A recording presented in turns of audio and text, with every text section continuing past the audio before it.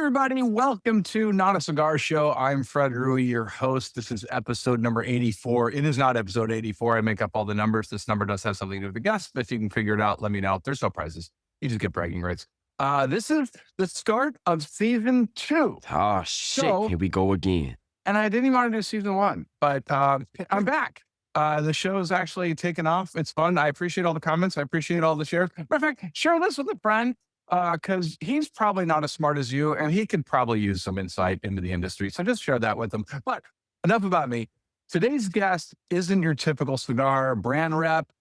He went from hosting a media project, some of you might not know this, called the Republic of Debauchery. I actually remember this one, to hitting the road as a brand experience manager for Davidoff's boldest lines.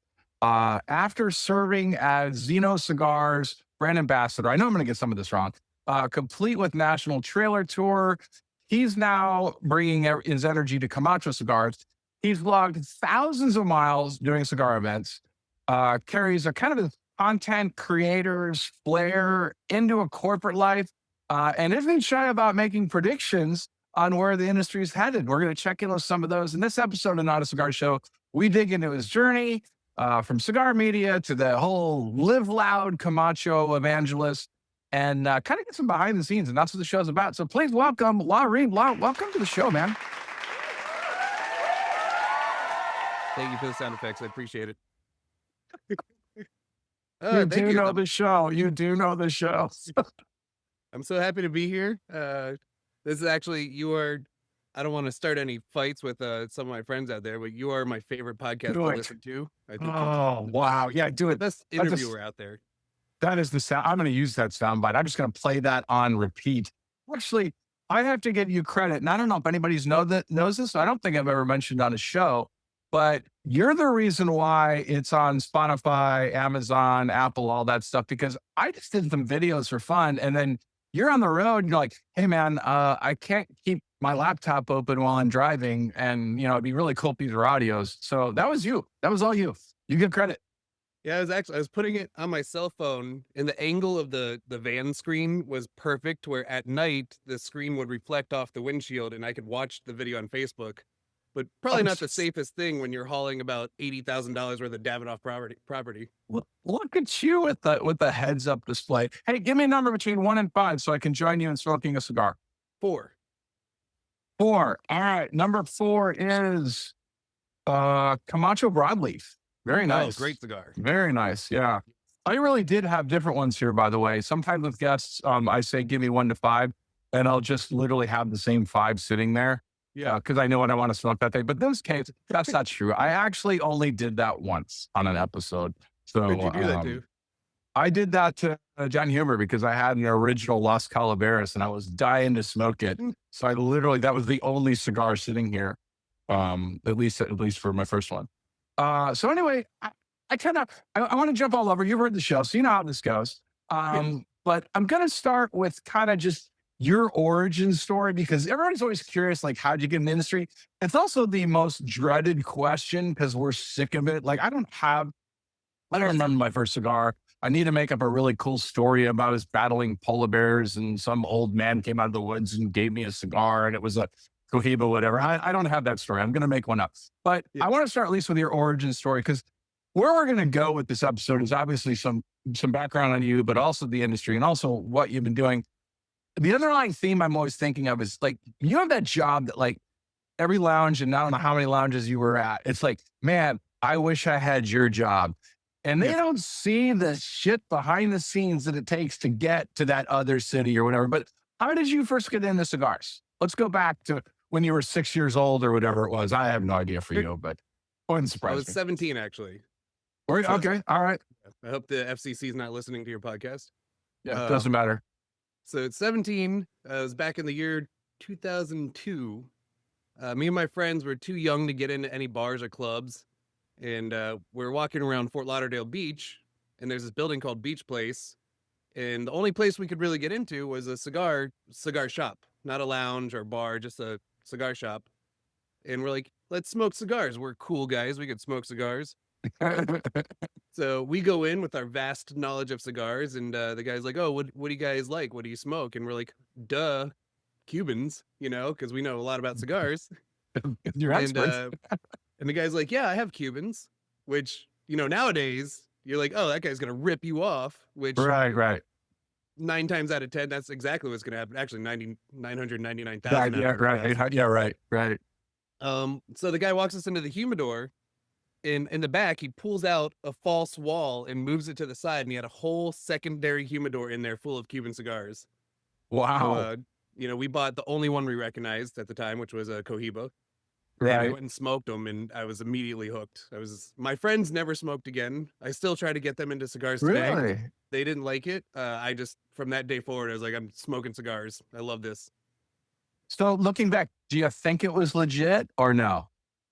If it wasn't legit, that is one of the most, what's the word I'm looking for? Elaborate. Clandestine? Yeah. The most One of the most clandestine. elaborate fraud schemes in the cigar Yeah. industry. I mean, Aside I from, kind of like- feel like I want one now. I want like a secret part of my humidor now. Like that sounds really cool. Yeah, right? Just a little speakeasy humidor behind your real humidor. I mean, I always wanted like a secret room. Like growing up, I think everybody kid either watching James Bond. So I wanted like a bookshelf where it would open up and go into a secret room with either my humidor. And as I got older, I'm like, I'm going to do this. And now it literally just goes to a bathroom, which is not near as exciting as like a big screen TV and a humidor. But anyway, so all right, so that's your first cigar smoking. Did you keep smoking immediately after, or was it years and then you went back to it? After that, I bought a bunch of Gurkhas in like CVS and stuff. Mm-hmm. And then I deployed in the military. And where I deployed to, I was on a special base in the Philippines. It was a Joint Special Operations Task Force in the Southern Philippines. So we didn't get any of those like Cigars for Warriors kits. Right. But Because we didn't have your address. I mean, let's be honest. I mean, yeah, you're off for good. Yeah. So about 5 years later, I got out of the military and I went into contracting, and that's when we started getting, you know, all the donated cigars, which again was mostly Gurkhas. And for us, it was cool because, you know, the guy in the Gurkha band looks like a terrorist. So we're like, this is right. Smoking up some terrorists here, smoking them with their guns, smoking them with their mouths. You know? Well, don't quote that one. Sorry. Yeah, we're gonna cut that one out. That was no weird. Oh, that's you know, so I was doing 12-hour long shifts every single night, 7 days a week, 12-hour watch shifts on a spook base, which is all like CIA, FBI, C-6, Delta Force. So there's nothing going on. I did that for 6 months and we just never had a single incident. So we smoked a lot of cigars. I was smoking like 4 or 5 a night and I was 24, 25. Right. So you came into the cigar world other than a consumer, which is great, which I think most of us did. You went into cigar media. Was that your first venture? I mean, you weren't at a shop or anything. You just decided, hey, I'm going to do the media. Is that when you started Republican Debauchery, or was there anything before that? There was something before that. So I used to tailgate with this guy, and he would always bring this bundle of cigars. I'd never heard of these cigars, so I didn't know who this guy was. Okay. And I tailgated with this guy for about 2 years through some mutual friends at Miami Hurricanes games. Go Canes. Pretty good year for us. And this guy invites us to his farm. And I was like, I don't know what these cigars are. Like, you probably don't have a great farm. I don't want to go out there. And eventually we caved in and we went to his farm, and the farm was massive and the operation was massive. And it turns out that guy was Nick Perdomo. Okay. So he kept bringing bundles of Perdomo frescoes to the tailgate. So I was like, I didn't put two and two together. Right. So I knew cigars, but not that well. You know, I knew I'd smoke like 2 or 3 brands max, and I would never go to the cigar shop. I just like we would give my friend money, and I worked for a law firm, and they would get free cigars all the time. So I didn't really know all the brands, so I didn't know who Nick Perdomo was. So I'm there in the factory tour, and I brought my camera because I was a professional photographer at the time. I had a media company that was doing pretty well, and he had his hired photographer there, and the guy just rubbed Nick the wrong way. And my photos were coming out a lot better. And at the end of the tour, he goes, you know, can you stay in Nicaragua for 3 more days? I was like, are you hiring me after 2 years of begging you to hire me? Right. He's like, just shut up and take the job. So I did. That's when I started doing all of his product photography and some marketing, a little bit of marketing stuff. Perdomo doesn't like to market. Right. And then I convinced him to do the YouTube channel, which is when his YouTube channel exploded because we launched it January of 2020, which was you couldn't have timed it better, because by the time the Right, pandemic right, kicked right. in, we had a pretty vast amount of new cigar smoker content, Right. and people were smoking more cigars and watching more YouTube. Like it was a perfect storm. Um, and then about 6 months into that, we had creative differences in the direction the channel should go. So we went our separate Mhm. ways. And about a year later, I was like really agitated that we didn't build it to its potential. So that's Mhm. when I went to a friend of mine and I was like, hey, give me $100,000. I'm going to make the best cigar YouTube channel ever. And that's how we started Republic Debauchery. Nice. Nice. So those are still out there, by the way. If anybody wants to go search that, you can still see that and see him talking to lots of cool people. Really, actually, I had forgot how in depth it got in a lot, in a lot of different things. Yeah, the number one video on there is well, it's do cigars increase testosterone, Hmm. which there's actually a little bit of truth to. Okay. So go watch that video. It's interesting. But the second most watched video was a 1 hour interview with the world's largest pre-embargo Cuban cigar collector. Oh wow. Okay. I don't even know if I saw that one. I have to go back and look at that. So, in what Funny ways? story. Yeah.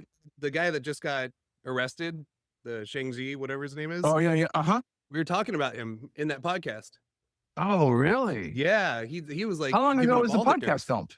How What's that? long ago was that? How long ago was that podcast filmed? This had to be 2023, PCA 2020. Okay. All right. Okay. So So do you feel that, so what do you, I mean, for me, we went opposite directions. So I actually, smoke cigars. Then I started a brand. Then I ended up on the media side because I'm just like, well, I'm kind of bored. I've sold and I don't know what to do. And I don't really want to make cigars, now for everybody.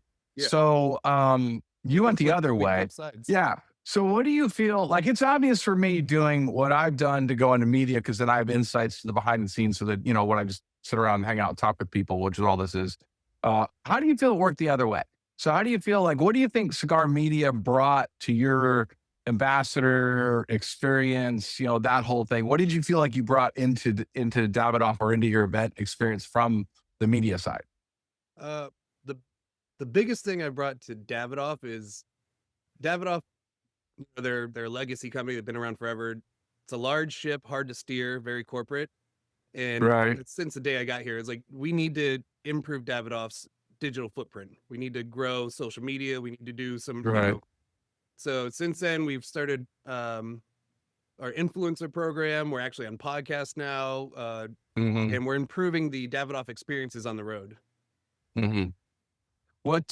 So let's tell me what I mean, obviously, neither of us got the call for the whole generational hand down from Davidoff this week. I really thought one of us was going to get the call, and apparently, I'm a little farther in that lineage than I thought I was. I thought for sure you were there. So tell me, without that aside, obviously, none of us going to Switzerland for the rest of our lives. Yeah. What's a typical day for you look like? Give us a sense of the day-to-day law adventure in Davidoff. Well, right now we're in down season. So like December, January is when we're in the office full time and we're planning out our steps for the next year.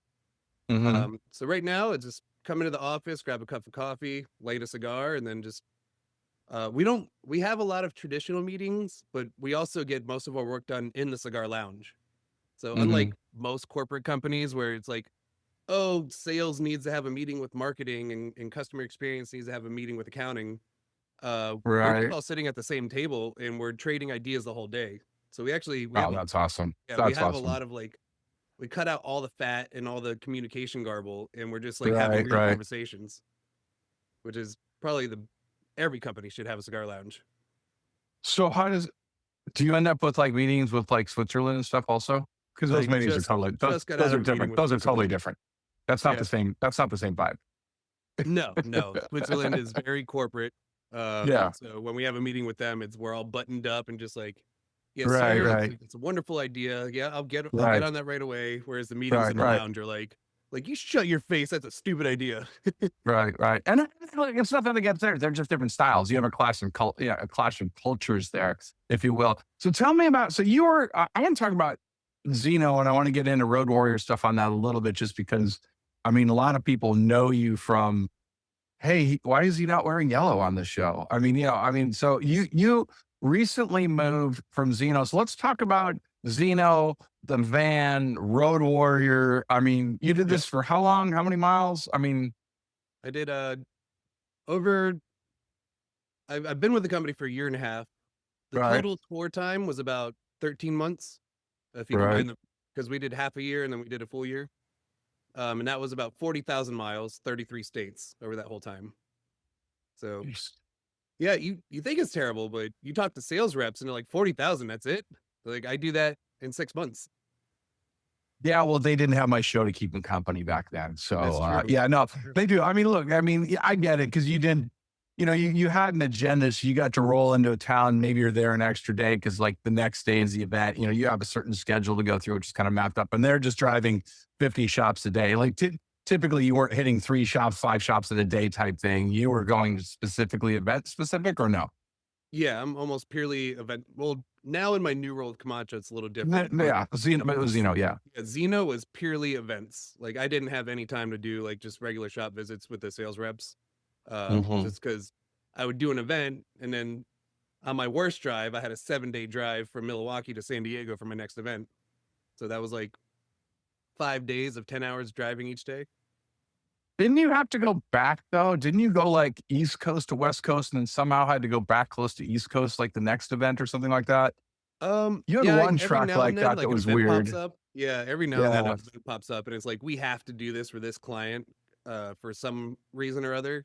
So I left Texas, drove to Pennsylvania, did one event, then I had to come back to Alabama, do one event, then That's come what it back was. to Yeah. Pennsylvania and Yeah. continue the tour. Yeah. That's what it Yeah, was. that was a brutal The, one. yeah, I mean, I just don't people realize, it's funny because when Davidoff came out, and they don't have to, so they don't put out a lot of their numbers, but they were very proud of the Xeno increase in 23% or 28% increase in sales and stuff like that. And Yeah. didn't mention anything else. And all these people going, I don't know how they did that in Xeno. I'm like, I don't know. Maybe because Law's out there in a van every day pushing it, so Yeah. that was all you. That was all you. I mean, and pretty packaging. Honestly, Davidoff, to my surprise, agrees. They just gave me an global employee appreciation award. Nice. One of 18 employees out of I think 9,000 Yeah. Wow. Wait, Yeah. they have 9,000 employees? worldwide. Yeah, if you include Oh, like wow. all the stores, all the sales reps around, Right. like Davidoff's I in did not. 120 countries. Yeah, I just never thought of them as having that many people, but congrats. That's Factory awesome. workers also. I mean, Yeah. like 4. Oh yeah, I guess. Yeah. Okay. That's fair. That's fair. So you've moved from the Xeno line to the Camacho team. Yeah. How do these brands differ in personality, strategy? How's your adjustment? Do you feel that it's easier, harder? I mean, how do you feel about that? I mean, I really haven't dipped into Camacho yet, but the biggest difference is I get to fly everywhere. So now I get the So they get you and a Camacho tank that you have to go across the country in or something. I mean, I wouldn't mind that. Yeah, no, driving okay. at 15 miles per hour everywhere would suck, but Yeah. You there? yeah, I think I talked a little too much about corporate. I'm in trouble. I can't hear the fire alarms. That's fun. Oh, I got this new microphone just for your podcast, and it's like one of the best at cutting out background noise. Oh, you got to that- send me what it is. Can you hear the that's dog ins- barking in the background? Can you hear my dog bark? Or not my dog, the neighbor's dog? Nope. Okay. All right. So I'm just using AirPods. Yeah. Yeah. Send me that microphone. No, I can't hear the alarm at all. So I'm like, I literally thought someone was in the room, like going, hey, we need to talk about that. I'm like, we can That's try to hit. I mean, that was very loud. okay. I'm going to have to dub in a fake alarm. Well, now I said I just got dubbing in a fake alarm. So now I'm ready behind the scenes. All right. Well, the joke will already be over. Sennheiser profile to Oh. advertise on your podcast. That is the There best we go. advertisement right there. Free shout out to Sennheiser profile. So we're talking about Camacho and diving into Camacho and how your Yes. personality fits with those brands. So I always wanted to move to Camacho. So, you had Jack on here recently. He was the Camacho ambassador. He got promoted to product manager. So Right. he runs everything that Camacho does in the US now. Yeah. How bad did he leave it for you? I mean, Jack had to just mess everything up. I mean, I'm just kidding. I love you, Jack. I don't mean that. He's actually, no, he comes off as like a doofus, right? Like he's very quirky and he's Right, funny. right, And yeah. he comes off as like very unassuming, but he's actually extremely intelligent. So Yeah. he's actually guiding the whole marketing department for Davidoff US, and he's doing it very well. Yeah, It's and he works really hard. I mean, he's smart. He's a smart guy. yeah, He is that guy that, like, I mean, anytime you're in an event, he's the guy, like, so I did stand up comedy for 10 years. He's the guy that, like, there is a circle of people just wanting, like, if I have a story, I just want to give it to Jack and go, Jack, will you just tell my story for me? Because he's so good at that. And he doesn't miss much, yeah, both business wise and personally. He's cool dude. Anyway, yeah, back to you, because we're not, this is not Jack's show. We're not yeah. going to let Jack hijack this show. Oh, Yeah, nice. see I what I like did? what you did See, there. yeah, like, so I did there. All right, back to you and Camacho and how that fits your personality. So, I love Zeno. I love the cigar, but it was never like it's very beachy, laid back, chill vibe. It's very millennial focused, which I am a millennial, but with my military background and I did some spooky stuff too. Like I just always felt Camacho fit my personality better. I hit the gym, I work out hard, I love muscle cars. Like it's just everything's in line with my personality. Hmm. So it has a much better fit. Like I get to wear these like mechanic shirts now instead of a yellow t-shirt. Yeah, it is a lot easier of a color to transition out of event to, like, going into a restaurant after, like, and not be loud yellow. Yeah. Yeah. I mean, it is a little easier to travel in that. So let's talk about, I recently just did an article, I think it was a week ago or something like that, or 2 weeks ago. I was talking about, the deal being dead, where, you go to an event and it's the, buy 4, get 7, you buy 3, get 2, whatever, something like that. And Yeah. how I feel that that's really worn. And there's a lot of pressure, I think, on guys like you and brands to create an experience. And, that the events need to be experience driven.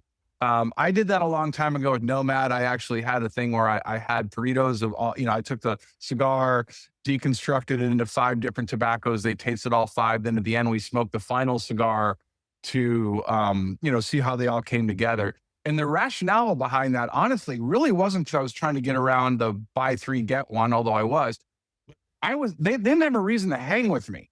Like if I just did a buy 3, get 2, like they grab and go, and I didn't have any reason to bond. So this gave me an excuse to bond. But I feel like when everybody talks about our experiences, and you guys have always been, I think, a little bit more on the forefront of creating experiences, whether it's Davidoff, Avo, Zeno, Camacho. How does that look for you? And what do you think of that? Yeah. No, I couldn't agree more because every cigar event that I've been to that I remember, it was never get swag or get a deal. It was always like Michael Herklotz doing a pairing with Yeah. Flor Decana and like just him talking to you, or Terrence Riley doing the Fuma tasting. Like those Hmm. really stuck with me. So yeah, we really lean into giving people something to an experience to go with the cigar, which it Hmm. sticks in your memory a lot longer than a couple free cigars for sure. Sure. Yeah. And it Do you builds have it actually builds some like rapport with the brand. Like when you think about the cigar, you go back to that memory and you're like, free cigars never do that. right? Are you working on stuff with Camacho for that now? Know what the experience is? We started working on that 8 months ago.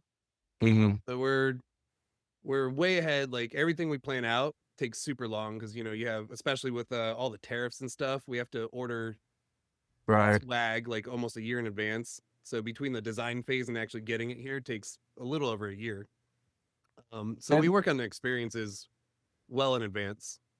yeah, and you guys have the cool outdoor summer vibe. Like a lot of your stuff goes with, hey, grilling or, outdoor activities or whatever. So you have the cool, you get the cool swag that way, I Yeah, guess. yeah. I mean, and we always do these raffles. Most people don't even know about our experiences because they're so limited because they're so Hmm. expensive to do, really. But yeah, the last year Avo was doing like a golf experience. So they had like it was kind of like um beer pong, but with golf. Hmm. It was a golf set. So you were playing what was it called? Battle putt. Okay. And it also you could win like a golf bag and one of those golf recorders you stick behind you and it tracks your swing while you're on the golf course.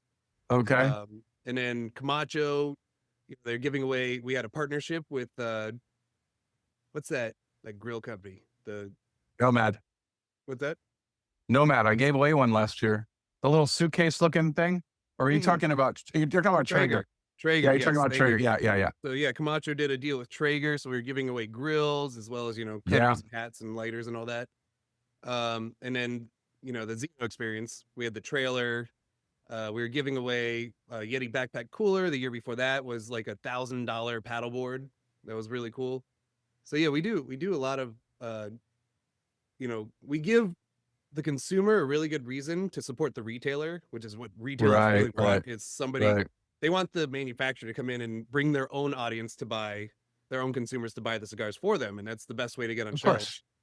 Right. And so we're really trying to make the consumer and the retailer happy at the same time, which is difficult because sales reps are focused almost purely on the retailer. They don't even think about the consumer too often. So as marketing, we're mostly consumer faced. So tell me about, I hear this term a lot. I hear it in a lot of different companies, but tell me, how do you activate a cigar brand? So like, let's just say you've got a cigar coming out in 2026. What does it even look like? What does that mean to somebody that's not in the industry? What do you mean activate? Does that mean just like print up a poster and send it out? What does it mean to activate a brand? It's a whole huge initiative. So you start with your teasers, your PR releases, let everyone know something's coming. Right. And then as soon as that's launched, you get on the road and you start doing events that are, very in line with that PR release. Then, we're starting our social media package now where we're working with some of the influencers in the industry. So we're sending them cigars at the same time. So it's really like trying to encompass all aspects of that cigar. Okay. Like just get it as much mileage as possible. So it's just not random. It's actually thought out. Who would have thought? It's like a business. Right? Weird. Well, yeah, it's Davidoff. We have an actual marketing department, like right. Other companies, and like Terrence Riley is the entire marketing department for Aganorsa. I know. Like he's everything over there. 10 years ago, I wanted to be the guy in Davidoff's marketing department. I was like met with them in DR or something when they were down. It was like, it looked a lot of fun. Let's talk about behind the scenes a little bit. What on your last year of road, what's just like the craziest experience out there? Or just give me an example one, just something that just either an event that went bad, went good, whatever, or you had to pull it out last hour, just something that was just like, if we're sitting around talking and you go, oh my gosh, this happened to me in Cincinnati last week or whatever like that. What's one of those things that you can think of that just sticks in your mind of like, this is how I'm going to remember being on the road? So it's, if you're a little weak in the stomach, the story may not be for you, but, all right. So I ate at a Buffalo Wild Wings. I believe it was in South Virginia somewhere. And I got colitis. So about 2 hours before an event, I had this cough and I had to poop also.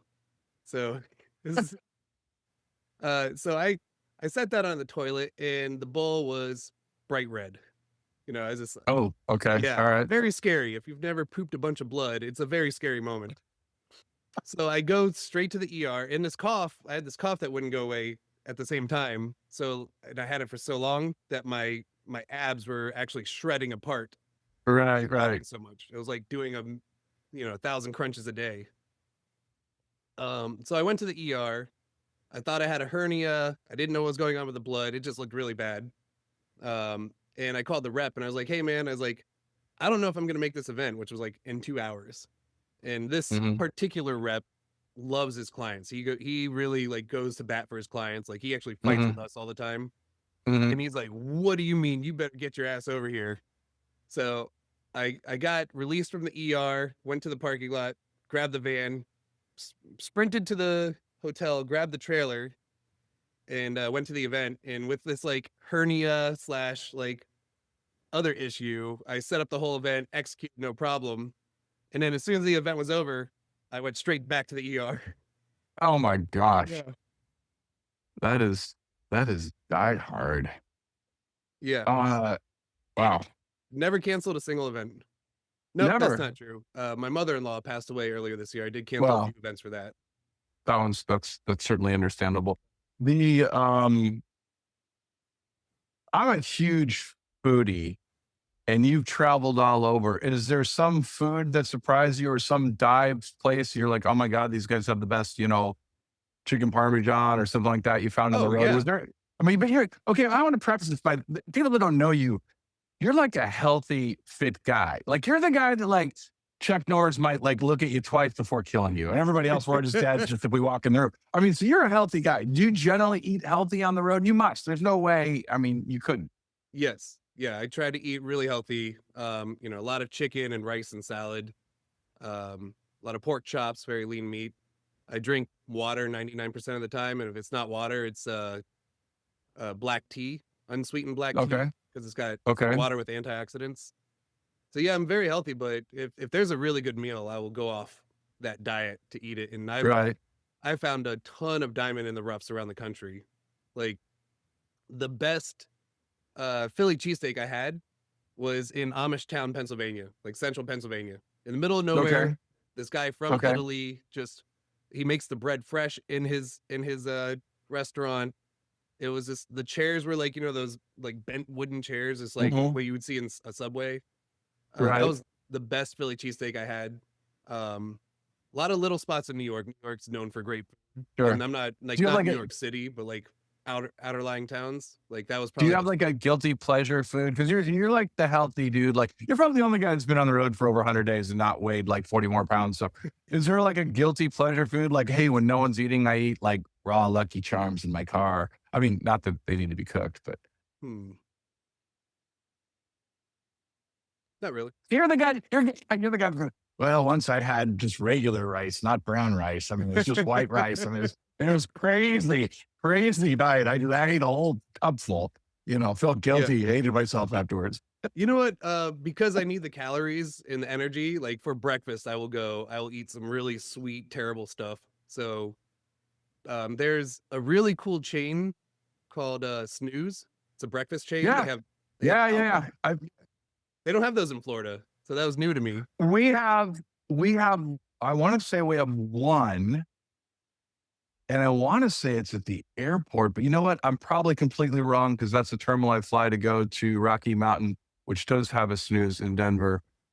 So yes, I love snooze. I think snooze Yeah. is great. Not healthy for you. Like they load it with sugar and different stuff on top of it. Whipped cream and I mean, look, I mean, bourbon breakfast. glazed. I'm not a breakfast guy because, well, one, going out for breakfast just annoys me. I'm like, okay, I could have made an egg omelet at home for $40, less than $40. So I don't know why I'm paying for this. I'm not a huge pancake guy. Like if somebody orders pancakes, I'd love to have a bite or two, but I'm not the guy that's going to order just a stack of pancakes.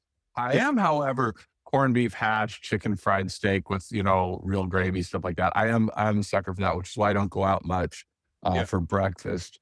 But okay, interesting. All right. So you actually stayed healthy on the road. You should write a book on that because there's a whole lot Actually, of people that could use that.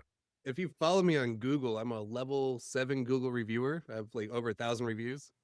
And I Really? review my favorite restaurants on the road. So if you find Law Ream on Google Maps, like you can follow my favorite restaurants. I feel like that was the oddest flex I've ever had on this show. I'm a level 7 Google reviewer. It's actually like South Park did a whole season about it. Oh, really? Yeah, they did a whole season about everyone thinks I'm a food critic now. It's amazing. Yeah. And it was Yeah. also mocking like the modern food industry. Like they would go into poor homeless towns and like the homeless people are feature of the restaurant. Like, oh look. Oh, So like you look in the window of the restaurant, and there's Kenny, like he can't eat, and you're eating like right. But I was working for this veterans charity, and we were in Seattle, and there was this bar that was in a regular neighborhood, right? So Right. it was like half indoor, half outdoor. But after 8 p.m., they had to shut off all the music, and you had to whisper. So I had just gotten a beer, which in Seattle is like $20, and this is like Right. 2015, so $20 was outrageous. And I was a little too loud, and it kicked me out. So I walked like 2 steps out with my beer, and the bouncer and the owner jumped all over me, and they're like, "Are you an idiot?" Like just expletive. I'm like, Right. way louder than I am. So we're waiting for our other friends to cash out outside, and I'm just like, I was like, I'm gonna leave a review because I was just uncalled for by the manager. Right. I was like, and somebody's like, yeah, you have a lot of reviews. I was like, yeah, I'm like, I think back then I was a level 5. I was like, yeah, I'm a level 5 reviewer, so my reviews go to the top. Oh, And the guy interesting. came out. Okay. He's like, hey man, I'm so sorry for the way I just treated you. Like, here's a free few drink tickets. Come back tomorrow. Like, I'm very sorry about this. And I assume he was like on the other side of the fence, just listening to me. Really? Yeah, Wow. Okay. All right. I'm not gonna lie. I mean, I've had the social media thing work to my advantage before on that. Just even just joking because I don't usually, I don't bash much things on there, but I could. But I mean, I was literally on. I think it was Delta gives you the little Biscoff cookies or whatever it was. Is it yeah, Delta or United? they all do it. Um, They all have that. yeah, and I remember making. I was on a connecting flight and I made some comment like from the plane on the first flight saying, I'm gonna need all the cookies, and I just took a picture of the cookie. And Yeah, then, and the next flight I'm on, I don't know how it happened, but the flight attendant comes by and they come in like these packs of like, I don't know, 40 or something like that. And she just throws it on my chair and says, we got your message. And she just walked off. wow, And I'm like, wow, okay. I'm like, that's okay. amazing. I'm like, this is awesome. Yeah, I got to remember this. So, all right, let me talk about a few other things then. We've got off the food channel here, although I really secretly wish I had a food show. I mean, honestly, I mean, Anthony Coop's Bourdain right had, now. It gets views. well, yeah. I just feel like I can't compete against Coop and Terrence Riley's cheesesteak reviews. So, I'm just going to stay in my lane, wait for my steak spices to come out and call it good. You said, and this isn't necessarily new, but you said this is kind of like cigars are the great equalizer, kind Yeah. of bringing people from all walks of life and travel. Um, what's an unlikely relationship you've seen in a lounge between people that kind of proves your point that it's the great equalizer? I actually have the perfect story for this. So I was in Smoke on the Water, Weston, Florida, Yep. Dan's place, and I had a shirt on that says "Amosexual." And this white New Yorker with Rastafarian dreads comes up to me, and he's like, I don't like that, man. He's like, I don't like the guns, I don't like the bullets. He's like, I don't like anything about this. And this Hmm. guy behind me wearing I wasn't gonna start a fight or anything. And this guy behind me wearing a MAGA hat comes up. He's like, you know what? I don't like you, and I don't like your liberal bullshit. And he was just going off on him. And I was like, guys, relax. Wow. And then they Wow. just both started laughing and hugged each other. And they're like, how you doing, man? I haven't seen you in a while. Oh gosh, that's And the funny. guy he was a legit like super far left, and the other guy was super far Right. right, and they're Right. buddies. Right. Right. Like Yeah. I don't know how much in today's you know toxic environment, political environment, like you don't see that anywhere. Yeah, I mean, look, it's the whole keyboard warrior thing, right? I mean, everybody's safely in their own house behind a keyboard and stuff. And I do know a lot of people.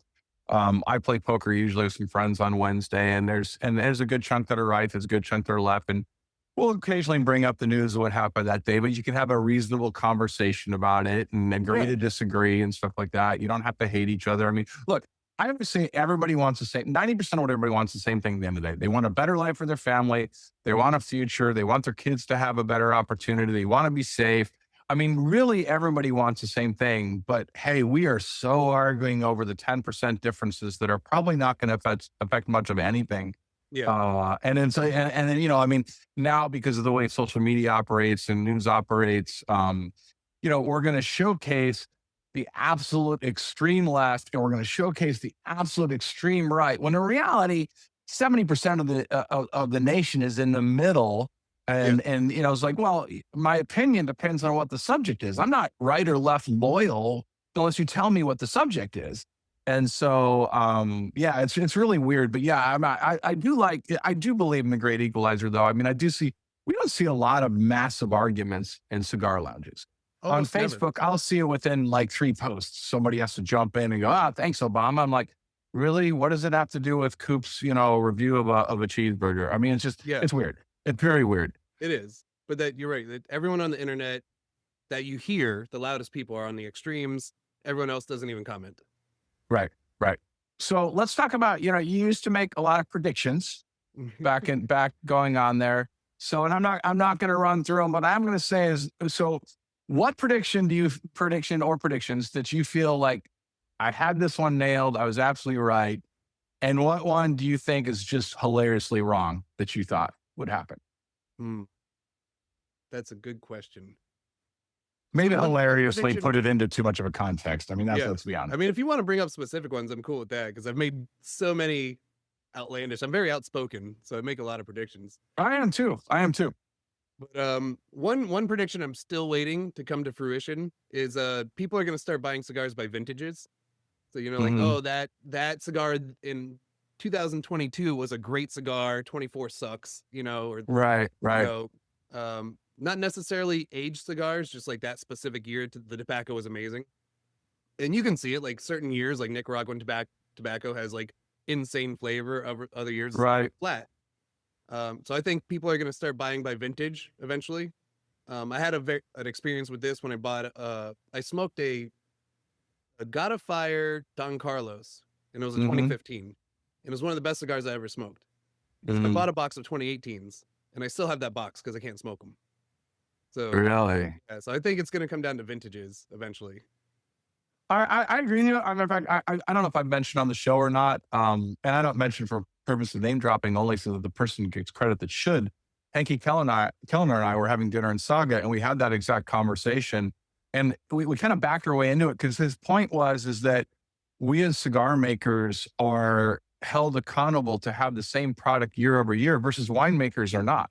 No one Right. expects a winemaker to have a new batch of grapes and create the exact same wine as they did last year. Yet we are expected to have a new batch of tobacco. And granted, somebody like Davidoff, I mean, historically has had up to 7 years worth of cigars. They could not get any new tobacco and really run cigars for about 7 years till they run out. That's not true of all lines, all blends, but certainly some of the key ones they have. So we screwed up as an industry in being held accountable to create the exact same product out of something that is nature driven and has, there's a more of a rain year, less of a rain year. I do feel that though your prediction is right on that because I do see in Europe people a little bit more year specific on if they're going to look for a cigar. And I don't know if that's just their background, their culture, if it's more of a wine thing, but I think you're 100% right. Yeah. Yeah.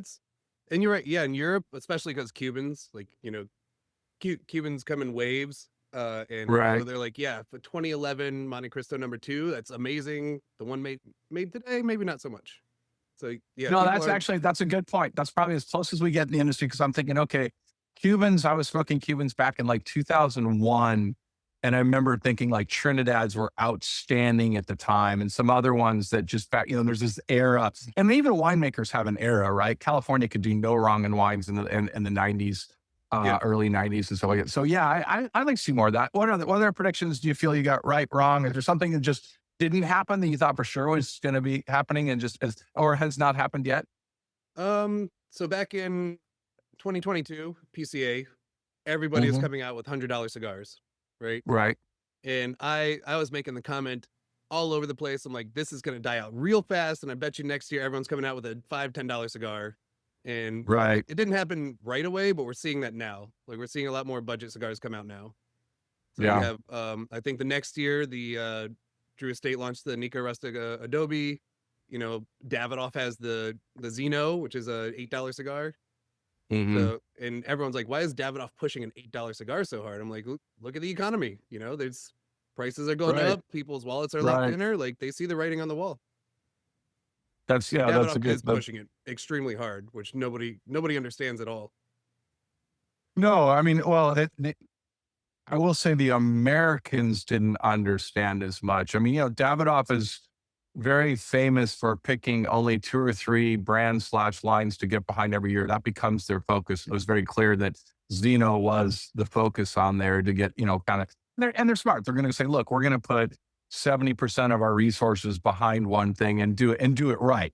And they clearly did with Zeno, and the numbers showed. And they also know what's the lifetime value of a blend. Yes, that's a push that year. And if you're only measuring it on how many $8 sticks that they sell that year, then yeah, that's probably not a good lead into it. But you talk about what smokers, are you able to convert? What smokers stay at that? What smoker is now, normally a $15 to $20 cigars go, well, I'm not having to choose to smoke 2 of these. I'm adding an additional cigar to my smoking routine. Yeah. Yeah. Couldn't agree more. So you meet a lot of characters in this industry. Who's somebody that's kind of had a big influence on you, either a memorable piece of advice or sort of something that stuck with you, that you're always reminded of? Ooh, that's a good one. I mean, every time I meet with Dave Garofalo, I'm just like, Hmm. it's hard for me to shut up and listen, but when I'm around him, I just listen to I hang on every word that guy's got because Hmm. he has so many experiences in industry that most people have forgotten about. Hmm. So I did 3 events with him back to back. In every event, I wasn't pushing the cigars at all. I was just listening to him talk the whole time. I was like, I wasn't doing my job. And even after everything was done, I went into this office and the people that were with me, because we had an entourage for that part of the tour, they're like, "Can we go home?" And I was in his office for 3 hours just listening to his crazy stories. And Hmm. he actually handed me a Kellner cigar from the '90s, unreleased. So it was branded Kellner and everything. And yeah, hey, he never Hmm. released it, and he gave me one of those. Oh, do you smoke it? No, it probably tastes like shit. I mean, it's like You 30 need years to old. start smoking. You need to start smoking these cigars you're holding on to. That All one I'm right. just gonna put on a stand, and it's just gonna be. It can be dried out. I don't care. It's just gonna be a trophy. Okay, that's fair. So we talk about the similarities and all the different stuff like that. You've traveled enough, to see the differences in shops from East Coast, West Coast, North South, boutique versus big brand stuff like that. Yeah. What have you observed on different audiences or regions, or do you only see the similarities? No, I see the differences all the time. So I Hmm. rarely see the similarities. The big similarities are the most successful shops. The owner is very proactive. He's very busy Hmm. talking to all of his consumers. He's got email lists and text message lists, and he has a Facebook group, and he's just connected, he or she, because there's a lot of very successful female shop owners too. Um, Hmm. they are very connected with their clients.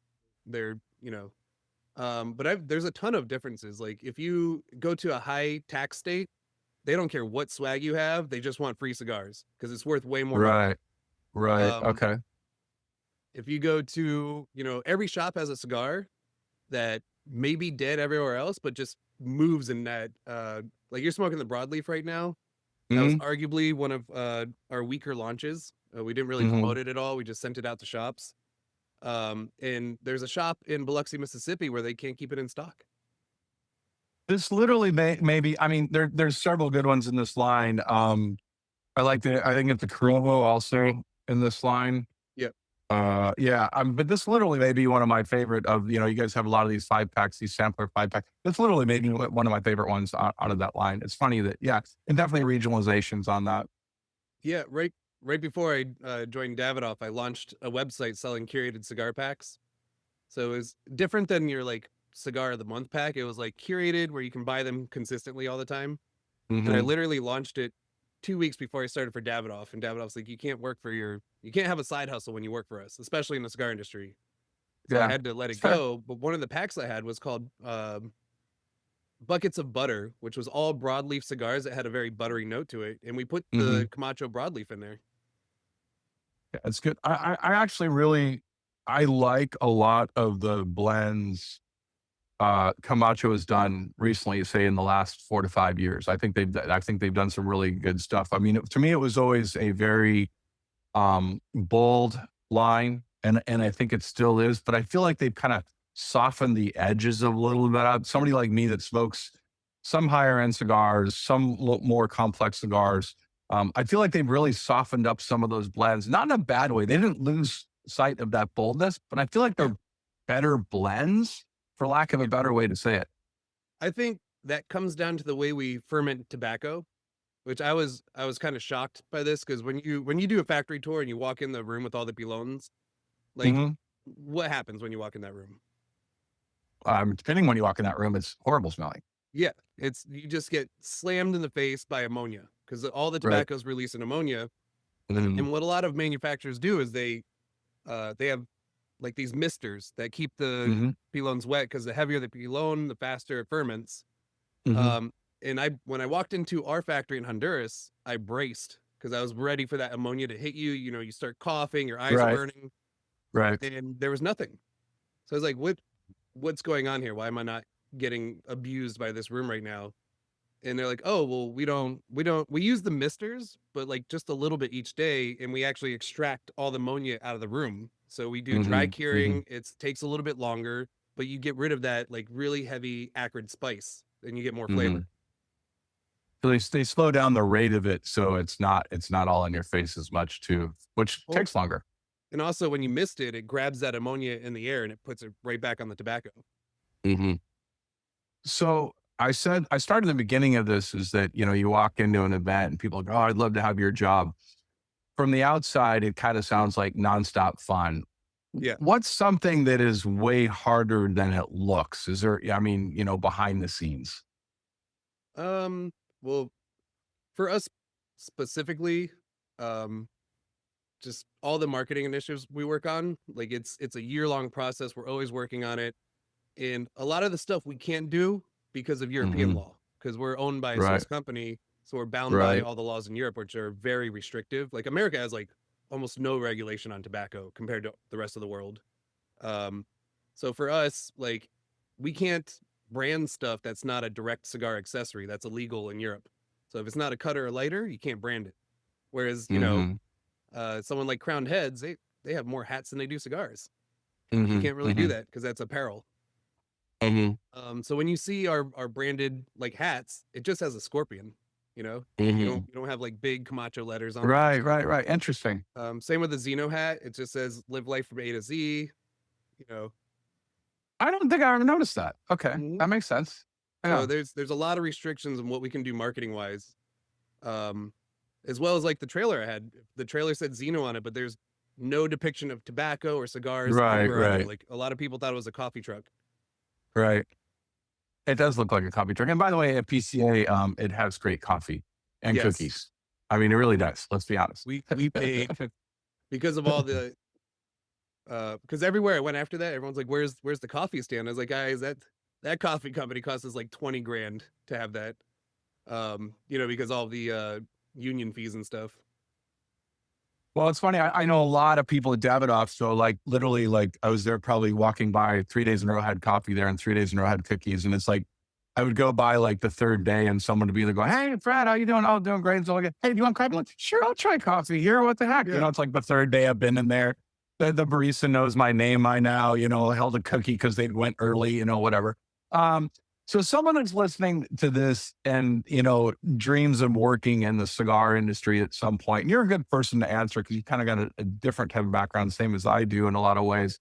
Maybe they want to be a rep, maybe they want marketing, maybe they want to do content or videos. What advice would you give them if, you've got an unconventional path, I have an unconventional path. What advice would you give somebody that's looking at how do they make their mark? What would you tell them to do? I mean, just this whole industry is based on personal connections. Like, manufacturer to retailer, everything's handshake. Well, there are contracts, but most everything in this industry is very personal.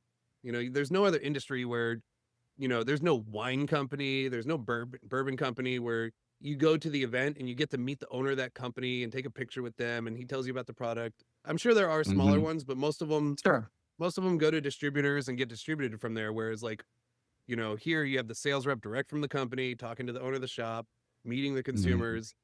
So just, it's one of the easiest industries to network in. I think when we launched Republic of Debauchery, like I had Pete Johnson's phone number, Steve Saka's phone number, I had Terrence Riley. I had all these people's phone numbers in my first year doing business. And it's just, it's the most open, welcoming industry. So if you just go look for the events, go look for the people, you can get in. Yeah, that's good. I like that.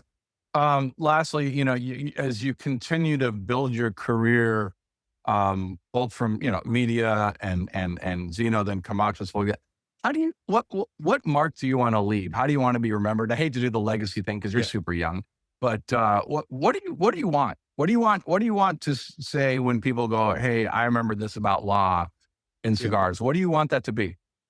I don't know, just that he was there's when people think of like Zeno Davidoff or Avo Vegian, like people talk about him with like tears in their eyes. It's like, you can see them going back to their memory and just be like, oh man, when I hung out with that guy, he was the greatest person I've ever met. He was so nice. And they remember it like it was yesterday. It'd be nice if a few people thought of me that way. No, that's good. I like that. Well, hey, how does everybody get a hold of you or find you? Well, What's your my Facebook has been hacked, so no longer there. I saw that. So I'm not getting the Rolex. Is that the deal? Is that No, and it's why is that still sorry. why is that still online? Why have they at least not acknowledged it and shut off the page? I mean, that's ridiculous. So when I first got hacked, I went through all the regular things to get it back, and the hackers know what they're doing, so they blocked me from every which way. They deleted all my Right. devices. So like normally if you get hacked, you go to facebook.com/hacked and you're like, oh, we see that you've logged in on this device a lot. So Right. just put in your old password and we'll give you your account back. They deleted my devices within seconds. So it didn't recognize my devices. Um, you have to pay to get in touch with support. So, or the next step was all my friends reported as hacked and they Right. took it down for a few hours. And then somehow the hackers said, no, we're actually law Ream. Like, it's not hacked. So they put it back up and now they won't take it down if you report it. And then the next step was you have to pay Meta to talk to support. You have to be Meta Mhm. verified, which is $15 a month. So I did Mhm. that, went through I actually got somebody on the phone. I had like 20 emails with them. They just refused to help. So the final step was I had my account deleted saying it was impersonating me. I sent in a video. I had to Mhm. take a video of myself and pictures of my Mhm. driver's license. And they deleted it for about 2 days. And somehow the hackers proved they were me and got the account back again. So just Facebook makes it It's extremely difficult to do anything. I mean, it's it's not even a slow play. I mean, it's just very obvious the person's getting money or trying to get money. Yeah. You'd think that people at Facebook go, well, this is pretty obviously hacked at this point because he goes from posting all this to now he's selling Rolexes and ATVs and Yeah. stationary bikes on there. So yeah, that sucks. Not So just that, but I had the same email address on there for 20 years, the same phone number for 20 years, and everything within less than 3 minutes. They changed the email, deleted my phone number, changed the backup email. Uh, they changed everything within 3 minutes. I'm like, obviously, if yeah, I'm asking you to put it back to my old email, this is me and not the hackers. And they're like, yeah, we right, don't believe right. you. Yeah, I mean that makes no sense to me whatsoever. But okay, so not Facebook. How do they get a hold of you or find you? Instagram, Boldly Okay, Law, formerly okay. Tobacco Cupcake, now Boldly Law, or just look up Law Ream. Did you put a sophisticated password on there? Did you go back and like even boldly put that one even greater? Yes, I did. Yeah, It's got to be like 20 characters long, and I have right, three-factor right. authentication now. Because I had two-factor on my Facebook account, but that wasn't enough. Yeah, yeah. I got numbers, letters, hieroglyphics, whatever I Yeah, can put in there for yeah. the password. So, well, hey man, thanks for hanging out. Thanks for being one of the inspirations to actually make these audios so people could actually listen to them while they're on the road. And it's great seeing you, man. I look forward. Hopefully, I'll see you soon. Well, I'll see you at PCA, but hopefully, I'll see you sometime on the road. And I I really hope so. appreciate you being here. I hope so. Catch you at one of the multi-vendors, Great Smoke, maybe. Yeah, yeah, for sure. I'll be there. All I'll be right. there. Thanks, everybody. Thanks for listening. Share this with a friend. Go to Not A Cigar Show online. If you want to watch the video of it, you can go to cigarpress.com. I put them all on there. Otherwise, Spotify, Amazon, and wherever the other one is. I don't know. And Spotify, Apple. Yeah. Apple. And go read the articles. Your articles have been crushing it lately. You're writing Oh, yeah. so Yeah. unique, so many things that I'm people having fun didn't now. know they I'm wanted having to fun know. with it now. Yeah, I'm having it's fun. yeah. So I mean, not to extend the show, but I'm going to for a brief second. So, as you go in the other media side. So when I jumped over to the media side, it's like, okay, what is the voice? What do you, so I initially did like interviews and stuff the way I was thinking I was supposed to do them. And I did some articles like that a little bit. And then I'm just realizing like, I'm spending too much time to not be me and do what I think when I'm kind of supposed to be. So Yeah. I've really fallen into just writing more about stuff that I feel like writing about and kind of taking it head on. And some are fun. So I do a mixture of fun articles, controversial, but just raising topics. Well, yeah, thank you. I appreciate that. I'm having a lot more fun with it. It's a lot easier to write when it's close to your thoughts and your process than worrying about what anybody else thinks about it. And yes, they have. I've been amazed at the responses lately. They've been a lot of fun. So I will definitely stay on that pace. So Definitely. I thanks for was being on the show. I didn't take a day off like the entire year, so I had pretty much the whole month of December off, and just every day, like I think it was a week before Christmas to like a weekend into the New Year, you were just banger after banger after banger. So it's it's been a fun series. Yeah. Thank you. I appreciate that. Thanks everybody. Thanks for listening, and we'll catch you on the next episode.